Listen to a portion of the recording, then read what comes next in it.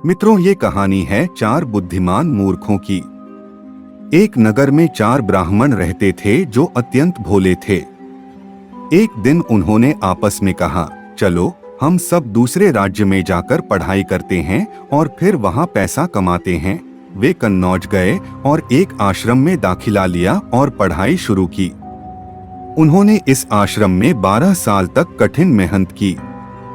एक दिन उन्होंने आपस में कहा, हमने अब सभी विज्ञानों में पर्याप्त ज्ञान प्राप्त कर लिया है।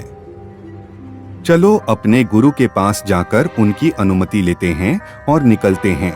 वे ऐसा ही करते हैं और आश्रम छोड़कर अपने शास्त्रों के साथ चल पड़ते हैं। थोड़ी दूर चलने के बाद वे एक स्थान पर पहुंचे जहां दो रास्ते मिलते थे। वे खड़े होकर सोचने लगे। उनमें से एक ने कहा, हम किस रास्ते पर जाएं? उसी समय नगर में एक व्यापारी का बेटा मर गया था और एक बड़ा अंतिम संस्कार जुलूस, जिसमें नगर के कई प्रमुख नागरिक शामिल थे, श्मशान की ओर जा रहा था। तब एक ब्राह्मण ने अपने शास्त्रों की सलाह ली और पढ़ा, जिस रास्ते पर महान लोग जाते हैं वही सही रास्ता है। इसलिए उन्होंने कहा, चलो हम भी इन्हीं लोगों के रास्ते पर चलते हैं।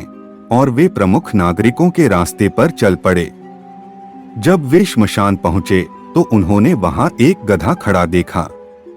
वे यह तय नहीं कर सके कि आगे क्या करें, तो दूसरे ब्राह्मण ने अपने शास्त्रों की सलाह ली और पढ़ा, जो व्यक्ति सुखद अवसरों पर और विपत्ति, बीमारी, अकाल या युद्ध के समय आपके साथ खड़ा हो, वह आपका सच्चा मित्र है। इसलिए एक ब्राह्मण ने गधे के गले में हाथ डाल दिए, दूसरे ने उसे चूमा और तीसरे ने उसके खुर धोने शुरू कर दिए, क्योंकि उन्होंने कहा, वह हमारा सच्चा मित्र है। इसी बीच उन्होंने देखा कि एक ऊंट तेजी से उनकी ओर आ रहा है। तीसरे ब्राह्मण ने अपने शास्त्रों की सलाह ली और पढ़ा, धर्म तेजी से चलता है। इसलिए उन्होंने तय किया कि यह ऊंट कुछ और नहीं बल्कि धर्म का अवतार है। फिर चौथे ब्राह्मण ने अपने शास्त्रों की सलाह ली और पढ़ा, एक बुद्धिमान व्यक्ति अपने मित्र को धर्म की ओर ले जाता है। इसलिए उन्होंने तय किया कि गधे को ऊंट से मिलाना चाहिए, और जब ऊंट पास आया तो उन्होंने उन्हें एक साथ बांध दिया। जब गधे के मालिक धोबी ने सुना कि उसका गधा ऊंट के साथ खींचा जा रहा है, तो वह एक लाठी लेकर चारों बुद्धिमान मूर्खों के पीछे दौड़ा। वे अपनी जान बचाकर भागे। थोड़ी दूर जाने के बाद वे एक नदी पर पहुंचे। वहां एक पलाश का पत्ता तैरता हुआ आ रहा था। उनमें से एक ने चिल्लाकर कहा, यह तैरता पत्ता हमें नदी पार ले जाएगा, और इस पर कूद गया और तुरंत डूबने लगा।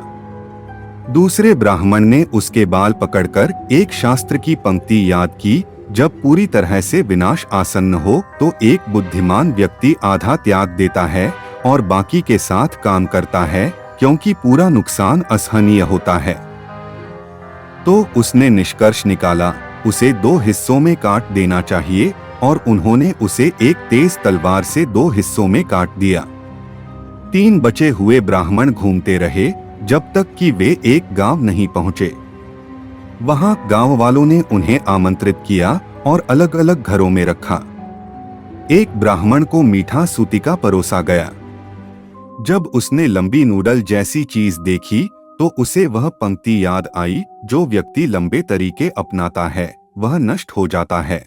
इसलिए उसने भोजन नहीं छुआ और भूखा चला गया। दूसरे ब्राह्मण को मांडका परोसा गया। जब उसने फेन वाला भोजन देखा तो उसे वह पंक्ति याद आई, जो भी फेनिल और फूला हुआ होता है वह अधिक समय तक नहीं टिकता। इसलिए उसने भी भोजन नहीं खाया और भूखा चला गया। तीसरे ब्राह्मण को बाटिका परोसा गया। जब उसने उसमें छोटे छोटे छेद देखे तो उसे वह पंक्ति याद आई, दोषों की उपस्थिति निकटवर्ती आपदा का संकेत है। इसलिए उसने भी भोजन नहीं खाया और भूखा चला गया। इस प्रकार 3 बुद्धिमान मूर्ख भूखे रहने लगे और घर लौटने की यात्रा शुरू की, और रास्ते में हर कोई उनका मजाक उड़ाता रहा। इसीलिए कहा गया है, शास्त्रों में अच्छी तरह से पारंगत लोग, लेकिन सामान्य ज्ञान की कमी वाले लोग चार बुद्धिमान मूर्खों की तरह उपहास का विषय बनते हैं। मित्रों, अगर आपको यह कहानी पसंद आई तो इसे लाइक, शेयर, सब्सक्राइब करें। जल्दी हम फिर मिलेंगे एक नई कहानी के साथ। धन्यवाद।